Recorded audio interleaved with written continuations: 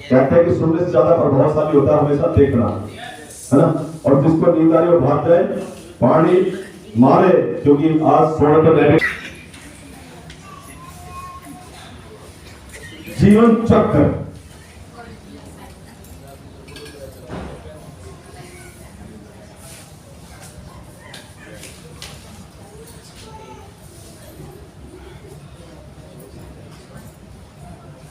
मृत्यु निश्चित है, जन्म हुआ है, मृत्यु निश्चित है। ठीक, यस, ठीक है बोल। यस।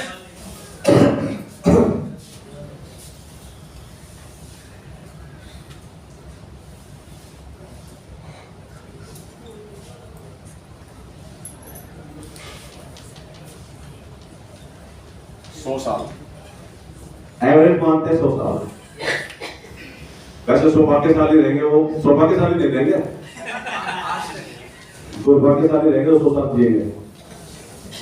1-8% ऐसे लोग होंगे जो 100 साल जिएंगे भी और खुश भी होंगे, और परिवार भी खुश रहेगा, परिवार के बीच भी रहेंगे। एक कहानी सुनाओ थोड़ी सी, और सच्ची घटना सुनाओ क्या? देखिए कहानियां हमें शिक्षा देती है, लेकिन कहानी सुनाई पढ़ने के लिए और पढ़ाई सुनने के लिए। लेकिन कुछ कहानियां ऐसी होती हैं जो अमिट होती है, अमिट मिट ही नहीं सकती। राजस्थान की एक सच्ची घटना बता रहा हूं, और वो शख्स जिंदा है जिसके साथ बीती, और कहीं ऐसा आपके साथ ना हो जाए, या आप किसी के साथ ना करते हैं। एक भोज में था एक बंदा, उसके एक लड़का, उसके परिवार में उसकी बीवी, रिटायर हुआ, तो उस बच्चे पे पूरी जान लगा दी उन्होंने, उनको कामयाब करने के लिए पढ़ा लिखा के पूरा ध्यान रखा, पूरी एजुकेशन, संस्कारी बच्चा, बहुत अच्छा बच्चा। और युवा अवस्था में शादी हो गई, और बहुत अच्छी शादी हुई, और बहुत अच्छी उसकी वाइफ भी आ गई। रिटायर हो गए, 5-7 साल भी बीत गए, खुशी खुशी बहुत अच्छा परिवार चल रहा था। लेकिन पहचान कब, कहां और कैसे होती है, या ये बोले कि वो मालिक परीक्षा लेता है, कब लेता है, किस रूप में लेता है, और कैसे लेता है, क्या हालात पैदा करता है, ये हमने जाना। रिटायरमेंट के 7-8 साल बाद उस फौजी, रिटायर्ड फौजी को पैरालाइज होता है,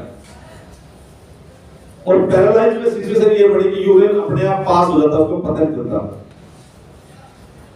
पैसा कब निकल जाए पता नहीं चलता। पूरा परिवार उठा के जयपुर हॉस्पिटल पहुंचते हैं, डॉक्टर के पास ले जाते हैं, डॉक्टर 3-4 दिन ट्रीटमेंट करता है, फिर नॉर्मल होने के बाद कहता है भैया यहाँ रखो, चाहे घर ले जाओ, सेवा करनी है, दवाई इसमें टाइम लगेगा, लंबा ट्रीटमेंट चलेगा। जो सोए ना आपके पड़ोस में जगह दो उसको,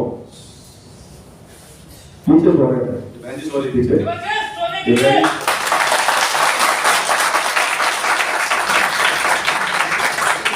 तो कब यूरिन पास हो जाए पता नहीं चलता, कब होगा बिस्तर गीला हो जाए पता नहीं चलता बेचारे को।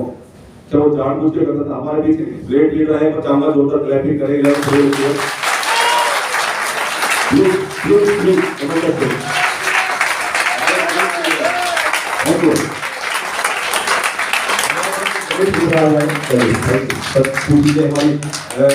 टॉपिक से लोग भटक जाएंगे, प्लीज सीट दीजिए। कहाँ थे आप? घर पे ले आए उसको, डॉक्टर के कहने पे, डॉक्टर के सुझाव पे घर ले आए, और घर लाने के बाद परिवार बड़ी खुशी खुशी उनकी सेवा करता रहा, और 40 बीघा का जमीन था, करोड़ों रुपए का क्या सेविंग प्लान के पास, करोड़ों रुपए के बैंक के खाते थे, और 40 बीघा जमीन, राजस्थान में बीघा चलता है, हमारे यहाँ एकड़ चलता है। और सच्ची घटना है, मौका लगेगा 2005 साल में या महीने में, तो मैं प्रयास करूंगा बताने वाले को भी, जिसने मुझे बताया और जिसके साथ बीता उसको भी मैं यहाँ पे लेके आऊँ अगर मेरा मौका लगा तो। वो बता रहा था, मैं सुन रहा था, उसके पड़ोसी मुझे वो बात शेयर कर रहा था। तो घर ले आते हैं, अब लड़के की जॉब है जी, सोना नहीं है, नहीं 350 बच्चे आपने सोने के लिए नहीं, सोना नहीं, हाँ बिल्कुल नहीं सोना। तो घर ले आते हैं, परिवार के लोग बड़ी सेवा करें चाव से खुशी से। अच्छा बीच बीच में कुछ होना चाहिए क्या? चलिए कहानी जो लड़का बीच में कुछ करेंगे। तो परिवार खुशी खुशी सेवा करता, लड़का जॉब करता था कंपनी में। अब यहाँ से ध्यान देना मेरी बात पर, जब दिन भर जब इंसान घर से बाहर रहता है तो बहुत सारे सिचुएशन से निकलता है। कई बार बॉस से झगड़ा, कभी टीम से झगड़ा, कभी कहीं तनाव काम को लेकर, सफर में किसी ने बाइक में पीछे ठोक दिया या हमारी बाइक किसी को टच कर गई या एनीथिंग कुछ भी होता ना। तो शाम को जब बंदा घर आया तो उसकी वाइफ खाना डाल के सामने रखती है और साथ बैठ जाती है और बात करते, बाबूजी बड़े परेशान कर रहे हैं आजकल, 3-3 4-4 बार बिस्तर साफ करना पड़ता है, बड़ी दिक्कत कर रही हूँ ये वो बेचारा खाना खाए या बात सुने। अगर आपके साथ ऐसा तो क्या करेंगे? ध्यान देना की बात पर। ये बाबूजी बहुत दुखी कर रहे हैं आजकल, भैया बात मत करो प्लीज यार। एंजॉय कर रहे हो क्या? एंजॉय करना, एंजॉय करो, करेंगे एंजॉय, टेंशन ना लो, मनाली चलेंगे। पहले सुन तो लीजिए, अगर रोंगटे ना खड़े हो जाए तो कह देना। मेरे तो अब तक भी जब उस बात को चर्चा करता हूं तो रोंगटे खड़े हो जाते हैं। सुनाती उसकी वाइफ, वो बेचारा खाना खाता जैसे तैसे खाना खा लेता है, कोई बात नहीं, सुना किया चले गए। दूसरे दिन तीसरे दिन यही चर्चा, पहले वो कहती थी बाबूजी, फिर पिताजी, 10-15 दिन बाद बहुत काबिल होगी डॉक्टर साहब, पढ़ी लिखी समझदार, लेकिन असली पहचान तो अभी होगी ना। सुख में सुमरण सब करे, दुख में करे ना कोई, जो सुख में सुमरण करे तो दुख काय को हो।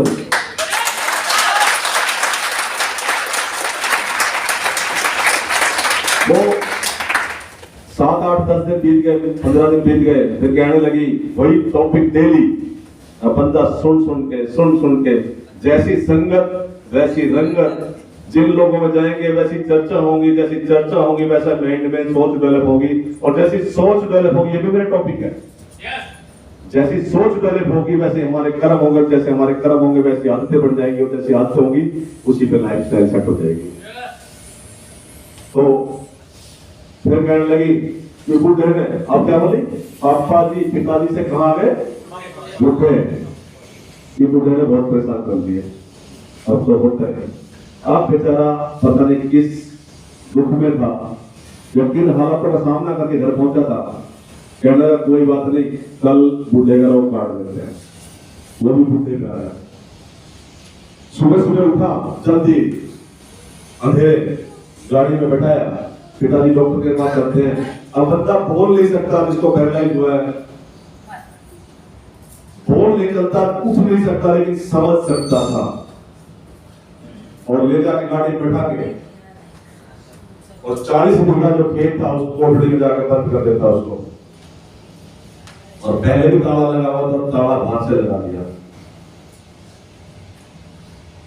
और वो बंदा जीवित है आज, जिसकी मैं कहानी सुना। मैंने प्रयास किया था ठीक है उससे मिलूं, लेकिन होता है अगले वक्त में उससे मिल लूंगा, तो मेरी बहुत जिज्ञासा जानने की।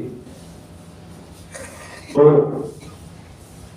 बंद करके आया तो उसकी माँ कहने लगी भाई तेरे पिताजी को तो मैं हॉस्पिटल में छोड़ यार, एडमिट कर लिया डॉक्टर साहब ने, और बोला भाई यहाँ पे सब नर्स है, स्टाफ है, कोई दिक्कत नहीं, बहुत सेवा करनी होगी। तो कहने लगी भाई मुझे उसके पास छोड़ देता, मैं वहां पे थोड़ी बहुत कि मम्मी अंदर को जाने नहीं देगा। अब पढ़ा लिखा बंदा, देख ध्यान देना, हम अपने बच्चों के पीछे लगे उनको पढ़ाने के लिए, उनको एजुकेशन देने के लिए। मैंने बोला शिक्षा संस्कार के बिना अधूरी है। पढ़ा लिखा बंदा जो अपनी माँ से कहता तो माँ विश्वास के अलावा क्या करेगी? माँ ने बोला ठीक है भाई, विश्वास करना मजबूरी है, प्यार करती है बच्चों से, ठीक है भाई। रात हुई, माँ को कहा चैन, कहने लगी भाई अब छोड़िया, अब ड्यूटी से आ गया, अब मुझे छोड़िया। कि माँ वहां डॉक्टर अंदर जाने नहीं देंगे तो फायदा कि तो बाहर लेटी रहेगी, बाहर पड़ी रहेगी। फिर बेचारी चुपचाप बैठ गई। दिन जैसे तैसे रात कटी, उधर वो भूखा पैसा रात को कोठड़ी में बंद है। दिन निकला, फिर वही चर्चा कि भाई अब छोड़िया। वो कहने लगी कि माँ आप एक वजह परेशान हो रही है, वहां पे कोई अंदर हॉस्पिटल में जाने नहीं देगा। जैसे तैसे करके दिन काटा, वो अपने ड्यूटी चला गया, दिन काटा रात को, फिर शाम को वही चर्चा कि भाई छोड़िया। दो रात कट गई जैसे तैसे करके। दूसरी रात को वो उधर कोठरी में बंद पड़े उस बुजुर्ग इंसान के दिमाग में बात आई। अब वो बोल नहीं सकता, चल नहीं सकता, उठ नहीं सकता, लेकिन सोच तो सकता है। वो सोचने लगा यार ठीक है, औलाद ने जो किया सो किया, औलाद तो जो मर्जी कर दे, लेकिन तेरी वाइफ को भी तू याद नहीं आया। 2 दिन हो गए, 2 रात बीत चुकी, उसको भी याद नहीं आया। बच्चे से दिमाग डाइवर्ट हुआ और पूरा गुस्सा अपनी वाइफ पे, उसका दिमाग डाइवर्ट हो गया।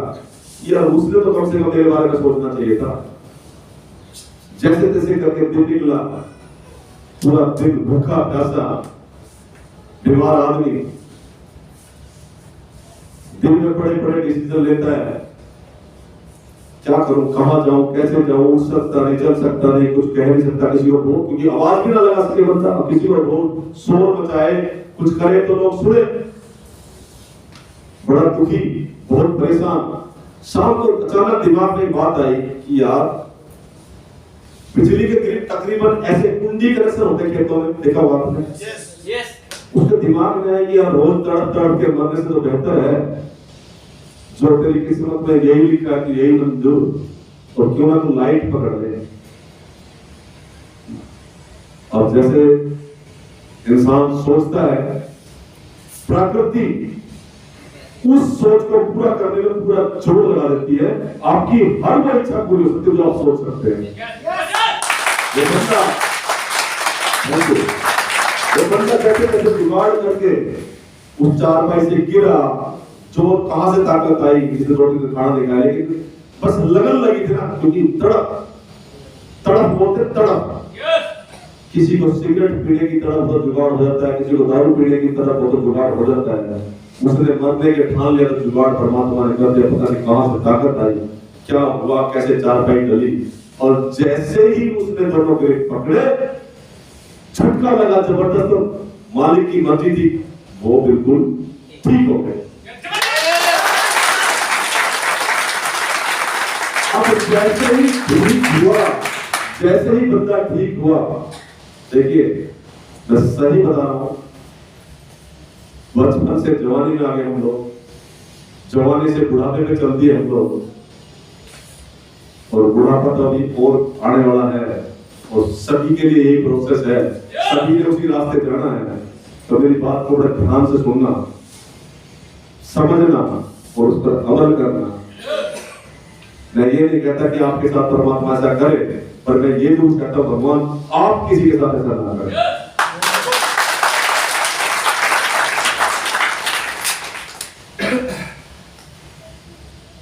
जैसे ठीक हुआ, अब ठीक हुआ तो उसको खुशी हुई और उसने दरवाजे को पीटना शुरू किया।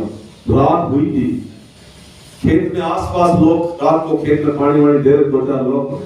जैसे शोर मचाना शुरू किया तो वो लोग डर के भागे, पता नहीं भाई कोठरी में क्या है, क्योंकि कई दिन से ताला बंद है, हर रोज लोग देखते हैं। डर के गांव में भाग गए और गांव में चर्चा हो गई। कुछ लोग आज भी गांव ग्रामीण क्षेत्रों में सुबह बाहर जाने के लिए, जिसे बोलते हैं घूमने, तो वो बोतलों तो ले जाते हैं।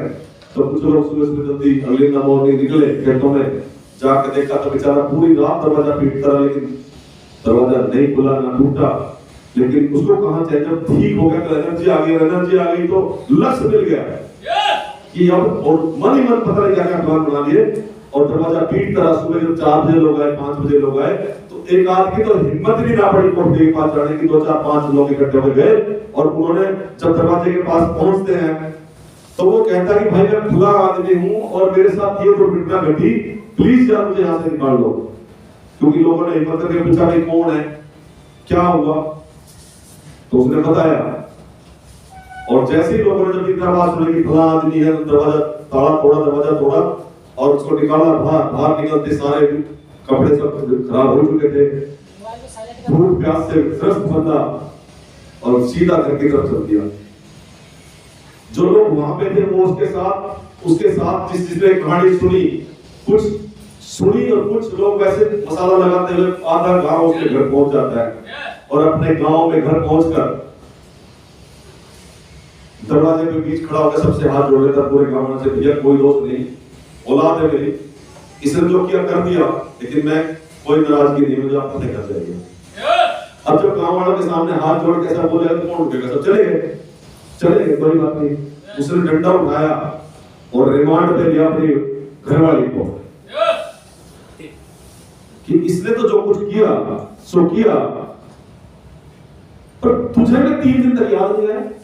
उधर वो बेचारे रोज उससे पूछती, वो समझा देता कि पढ़ा लिया। मैं कह रहा हूं इसीलिए पढ़ाओ लोगों को, इसीलिए पढ़ाओ बच्चों को।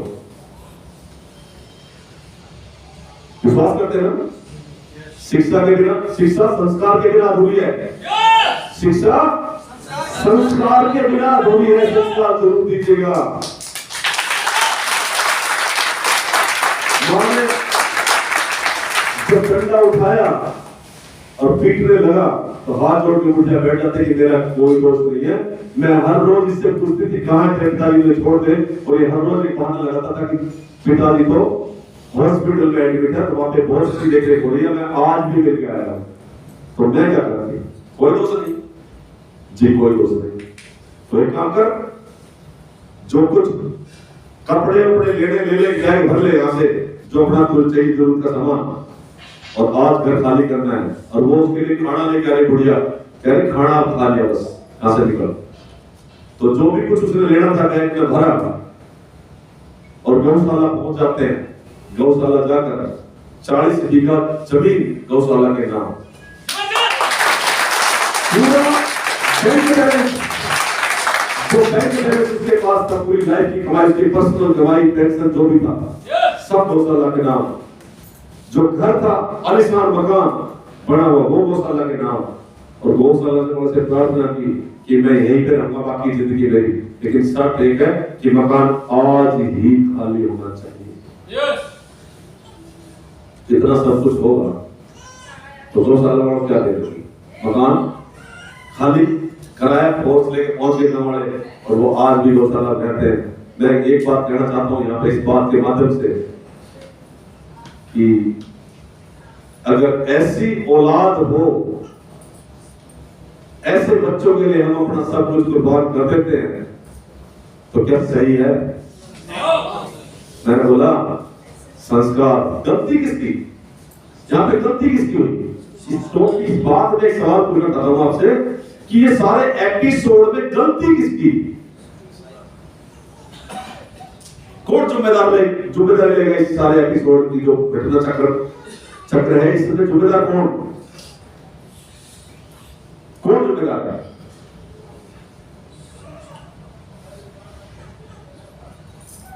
हम बिजनेस की बात करेंगे, लेकिन बिजनेस के लायक बन तो जाएगा। करोड़ों मालिक देगा आपको, वो करोड़ों संभालने लायक बन तो जाएगा। उस करोड़ों के घमंड में कहीं आप ऐसी कोई रचना ना रच दे, किसी और मेरे जैसे शख्स को कहीं सुना, आपकी कोई ये इतिहास सुनाना पड़ेगा, ऐसा काम ना करते आप। बिजनेस इतना आसान है, हम एक ऐसे प्लेटफॉर्म पे हैं। मैं विश्वास दिला सकता हूं आपको कि 18 साल पहले भी लोग कहते थे कंपनी भाग जाएगी, आज भी लोग कहते हैं कंपनी भाग जाएगी। कंपनी भी वही है और अपन भी वही है 18 साल से, और अभी भी किसी के दिमाग में अगर ये हो कि पता नहीं कंपनी चलेगी या नहीं चलेगी। अब कहानियां बहुत सारी मेरे पास, लेकिन मैं एक बात समझता हूं कि ऐसा ना कर दें आप कि आगे दौड़ पीछे छोड़। 18 साल के तजुर्बा है मेरे पास, 18 साल बहुत सारे उतार, और ये बिजनेस से रिलेटेड नहीं है, लेकिन मैंने जोड़ी, अपने आप से भी जोड़ी, अपने परिवार से भी जोड़ी, अपने बच्चों से भी जोड़ी। कहीं यार ऐसा हमारे साथ तो ना हो जाएगा। असली पहचान तो तब होगी जब हम बिस्तर पे होंगे, हमें कोई पकड़ के उठाएगा, पकड़ के बाथरूम ले जाएगा। असली पहचान तो तब होगी। और हमने भी अपने आप से वादा किया कि बाबा हमारे दोनों बैठे हैं, और चौथी पीढ़ी हो गई है। मेरे फादर बैठे, मैं रहा, ये रवि रहा, और इसके भी 2 बेटे हैं। चौथी पीढ़ी में मेरे फादर चलते बैठे, तो ये डर तो लगता है। इसलिए पैसे से मोह कम है और ज्यादा बात करते संस्कारों की।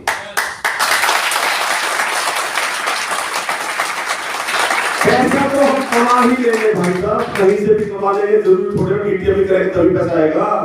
डीटीएम तो एक सफल रास्ता है, डीटीएम तो वो रास्ता है जो 100% लोगों के लिए बना है।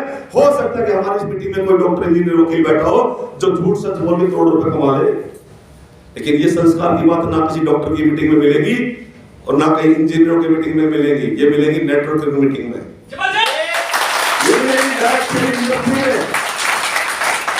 इसलिए कहता हूं कि डायरेक्ट सेलिंग इंडस्ट्री में अपने बच्चों को जरूर लेके आइएगा और मीटिंग में भी लेके आइएगा। अभी मैं देख रहा था, अभी सुरेंद्र चैट्स विद सुरेंद्र वक्त एक चैनल सभी लोग देखते होंगे, उसमें अभी एक 11 साल के बच्चे का इंटरव्यू आया। किसी ने देखा? हाथ खड़ा करें। 11 साल के बच्चे का इंटरव्यू आया और मैं बड़े ध्यान से 3 बार सुना मैंने उस इंटरव्यू को। 11 साल के बच्चे का इंटरव्यू, जैसा आप ढूंढते हैं वैसा आपको मिलता है। प्रकृति दे दिया आपको, जिस दिशा में चलेंगे रास्ते अपने आप पड़ेंगे। अब ढूंढने चले तो मिल जाएंगे, खोजने चले तो भी मिल जाएंगे, पूछने चले हैं तो जवाब मिलेगा, लेकिन आपकी तड़प होनी चाहिए, तड़प। मैं टॉपिक पे आता हूं, गलती किसकी थी बताइए, अपने अपने विचार रखिए। इस पूरे एपिसोड में किसकी गलती थी? कौन जिम्मेदारी लेगा गलती? ये सब कुछ होते हुए भी कुछ नहीं। एक गाड़ी बची उस बच्चे के पास, उसके पास अपने एक गाड़ी बची और खूब हाथ पैर जोड़ लिए, सबने समझा लिया, लेकिन जब मोह छूटता है तो ऐसा छूटता है और छूटना भी चाहिए, छूटना भी चाहिए। ऐसी औलाद से ना औलाद रहना ठीक है, ऐसी औलाद से बेऔलाद होना ठीक है। किससे पैदा हुए? हमारे पेरेंट्स ने कितनी बार, जब हम छोटे छोटे बच्चे थे, सबको पता है कि छोटे छोटे बच्चे कितनी बार हमारी गोद में लेट कर देते, कितनी बार सुसु कर देते हैं। किसको नहीं पता है बात? सबको पता है। पेरेंट्स के साथ हो जाए तो, उनके साथ हो जाए तो क्या करेंगे? से पैसे का क्या करेंगे? करोड़ों कमाकर इंजीनियर डॉक्टर वकील बनाकर क्या करेंगे? बेइंतहा प्यार कीजिए अपने माँ बाप से, बेइंतहा प्यार कीजिए अपनी औलाद से, और जैसा आप करेंगे वैसा ही आपके साथ होगा। आज मान लो अपना हालात मनवा देंगे, मान लीजिए। तो मैंने एक वादा चाहा था आपसे कि आज की मीटिंग के बाद जितने लोग यहाँ पर मीटिंग में हैं और जिनके पेरेंट्स उनके साथ रहते हैं या दूर रहते हैं, जिनके साथ रहते हैं, वो सुबह उठते के साथ अपने माँ बाप के चरण स्पर्श करेंगे। पहला वादा चाहिए मुझे आपसे। क्या ये वादा करते हैं आप? मुझे मजा नहीं आ रहा। मीटिंग में बताइएगा, बिजनेस छोड़ जाइएगा, कोई नहीं। 40 करोड़ की आबादी है, जो हमारे पैटर्न पे चलेगा, जो हमारे संस्कारों पे चलेगा, वही हमारे साथ बिजनेस करेगा।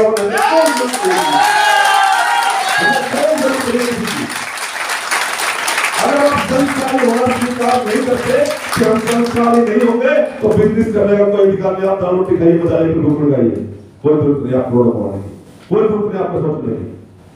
अगर आप वादा नहीं कर सकते आप तो करेंगे क्या?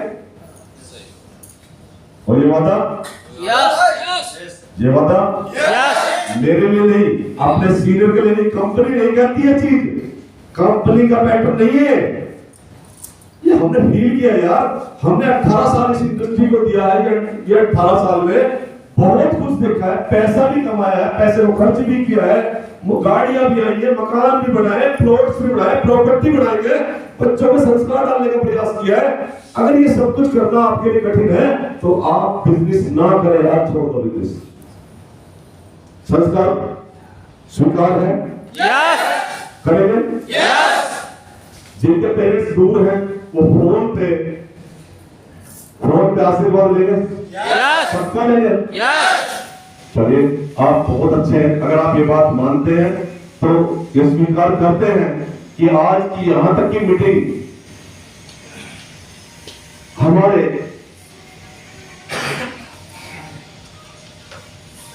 जीवन चक्र को सफल बनाने के लिए हुई। और मैं शुक्र करता हूं उस मालिक का, उस परमपिता परमात्मा का, जिन्होंने मुझे मौका दिया इस इंडस्ट्री में आने के लिए। और धन्यवाद करता हूं मैं आज नीरज भाई का, जिन्होंने ये मीटिंग, और इधर ये सिकंदर भाई जिन्होंने मीटिंग अरेंज की आज ये। और मेरे से बोला सर कुछ अलग हटके करना, 1 महीने से हमारी लगातार 1.5 महीने पहले मीटिंग सेट हुई थी, तो मैंने बहुत एनालाइज किया, बहुत महसूस किया कि यार पैसा कमाना तो सिखा देंगे कोई बात नहीं, लेकिन पैसे कमा के लोग करेंगे क्या अगर इस तरह। और ये घटना, ये इसी 1 महीने के दौरान मेरे साथ कई सारी घटनाएं घटी। वो 30 करोड़ का मालिक जिसकी औलाद ने लात मार के निकाल दिया, वो 10 करोड़ जिसका बिजनेस में लॉस हो गया, जो बंदा हमेशा मोटिवेट करता था, हनुमान का रोल अदा करता था, हमारे साथ राम ने 7 साल रामलीला स्टेज पे काम किया। भाई साहब मैं आपको बताऊं कि उसको जब मंजूर होता है ना तो वो प्रकृति ऑटोमेटिक व्यवस्थाएं करवाती है, आपको कहीं जोड़ देगी, किसी से मिलवा देगी, किसी कुछ, ये सब कुछ मैं नहीं बोल रहा हूं। जब मैंने दिल से तैयारी की, नीरज भाई ने मेरे से बोला सर कुछ अलग हटके करना, तो ये सब महावीर प्रसाद मंगला उनका नाम है, जो बहुत बड़े बिजनेसमैन, जिनको 10 करोड़ लॉस में गए, जो इतना मोटिवेट बंदा मुद्दे से मिल जाए तो मुद्दा खड़ा हो जाएगा। 850 का जमीन जो आज लगभग मैं बताऊं वहां पे जमीन का रेट लाख रुपए गज होगा, कितने की होगी? दान करने की हिम्मत उस बंदे के अंदर, वो मंदिर में दान करती जमीन मेरे सामने, मैं उसमें दान नहीं हूं, उसने मुझे जमीन दी है, वो मैं मेरा भी हिस्सा उसमें, तो उस बंदे के साथ तो बिल्डर कट जाए। ये सब उस मालिक ने करा दिया। उस बंदे का खुद से, और जो मैंने आपको अभी कहानी सुनाई, वो बंदा, ये बंदा मेरे साथ मेरे घर पे, मेरे प्लॉट के सामने एक मकान है, उसके पेरेंट्स, उसके पिताजी वहां पे आए और वो मेरे साथ बैठे, उन्होंने मुझे चर्चा की इस बारे में, और मैं सुनता रहा, मेरे अंदर ये बैठ कहानी से घूमती रही, यार वास्तव ऐसा भी हो सकता है क्या? तो आज के बाद ये पहला बदलाव करेंगे आप? yes! करेंगे? yes! पक्का? yes! चलिए परमात्मा आपको बुद्धि दे, शक्ति दे, आर्थिक तंगी से निकाले आपको,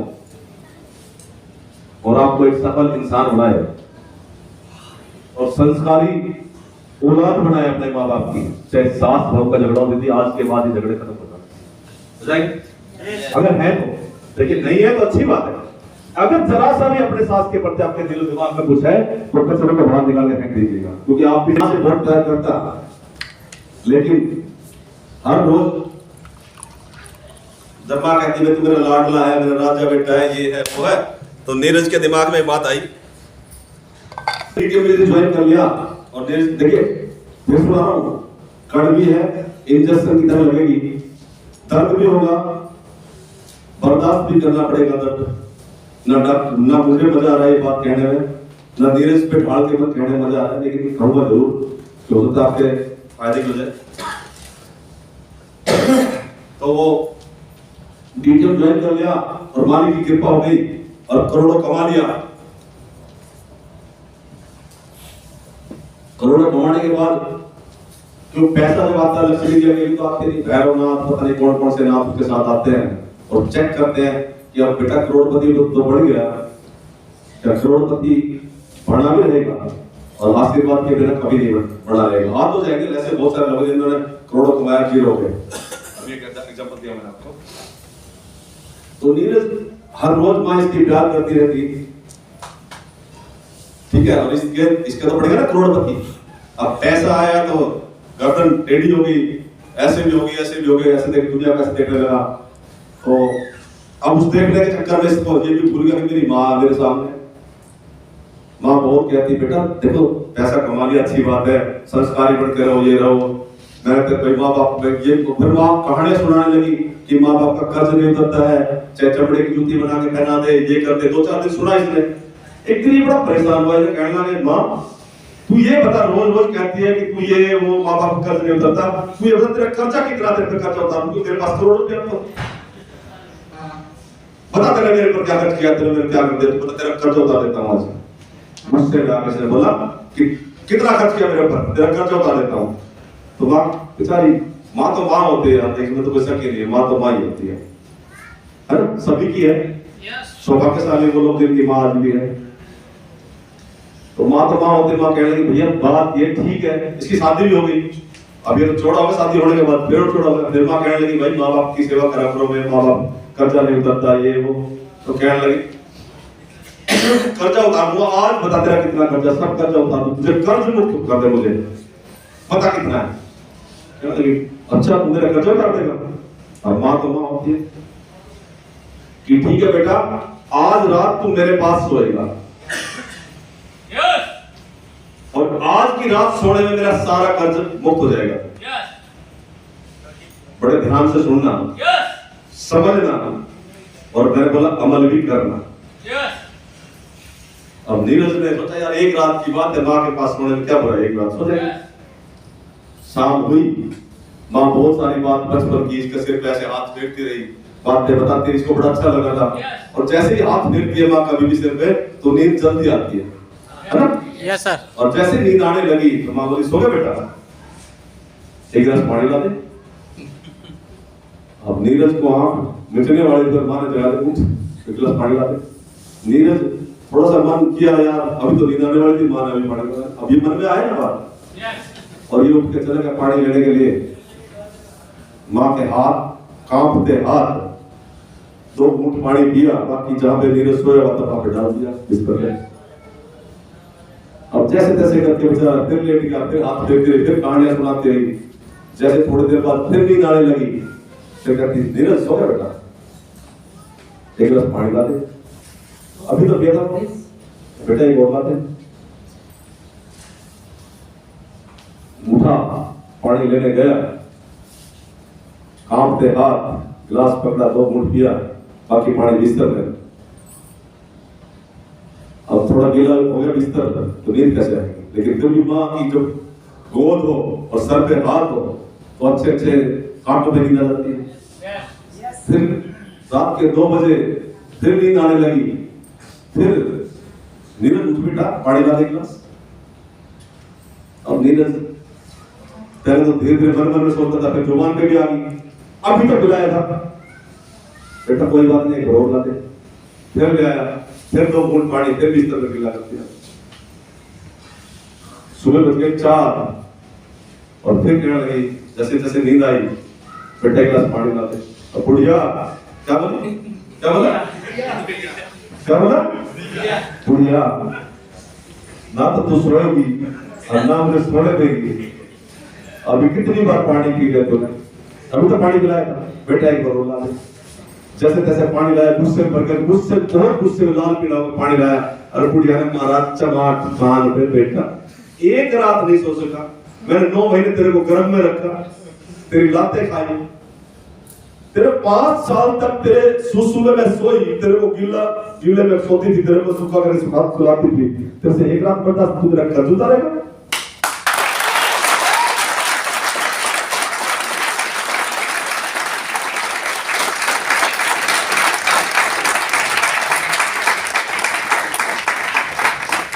कैसे करोड़पति बनना चाहते हैं आप? ऐसे ऐसे शायद पैसे से ना भंग होगा तो कैसा प्यार लगता है? हाँ कैसा चाहिए, चाहिए सच में चाहिए, लेकिन पैसे के साथ प्यार चाहिए। एजुकेशन कभी भी बुरी नहीं है, किसी लेवल की भी बुरी नहीं है, लेकिन संस्कार ना होना तो हर एजुकेशन देगा। शिक्षा बेकार है संस्कार के बिना, और पैसा बेकार है प्यार के बिना। परिवार से प्यार कीजिएगा, माँ बाप। Thank you. सभी लोग आ गए। बिजनेस की बात करते हैं, शुरू क्या टाइम हुआ? टाइम तो बताओ भाई। लंच की तैयारी क्या है? मैं सोच रहा था लंच के भाई आज से नहीं।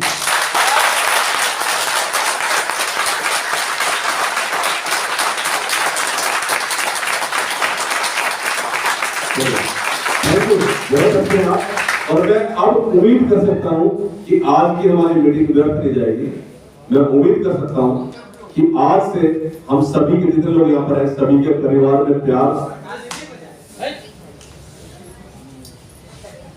अशोक भाई यहाँ भेजना ना।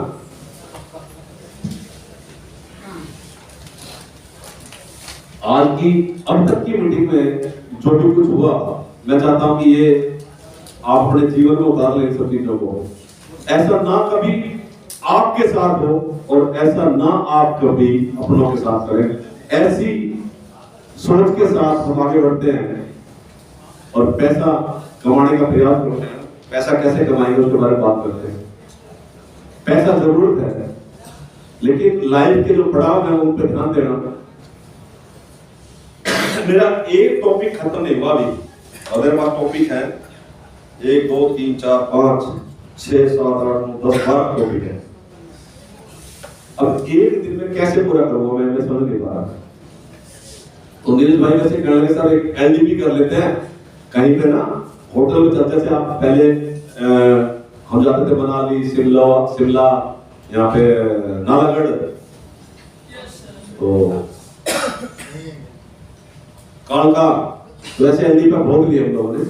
तो नीरज भाई से कहना सर एलडीपी कर लेते हैं। नहीं यार, लोग 350 रुपए खर्चने में तो बहाने लगाते हैं। एलडीपी खर्च हो गया, एलडीपी 3000 रुपए की। वहां पे 2 रात तो कम से कम 2 नाइट रुकेंगे, 3 दिन लगेगा, तो 3000 4000 से लगेगा रुपया। कहां से लाएंगे लोग? तो मैं क्या यही शुरू कर लेते हैं। लेकिन अभी तो एक टॉपिक खत्म नहीं हुआ मेरा। जीवन चक्र यहीं पे लिखा हुआ है। अगर जीवन चक्र शुरू भी नहीं किया, करें सब लोग आगे चलिए शुरुआत करते हैं। देखिए, आप अपने आप को कहीं भी मान ले इस चक्र में जहां आपकी एज आपको सूट करती हो। मैं आपको कुछ बताने जा रहा हूं, ध्यान दें। बिजनेस कैसे करना है, बिजनेस क्यों करना है, क्यों महत्वपूर्ण है, नहीं किया तो क्या परिणाम होंगे, और करें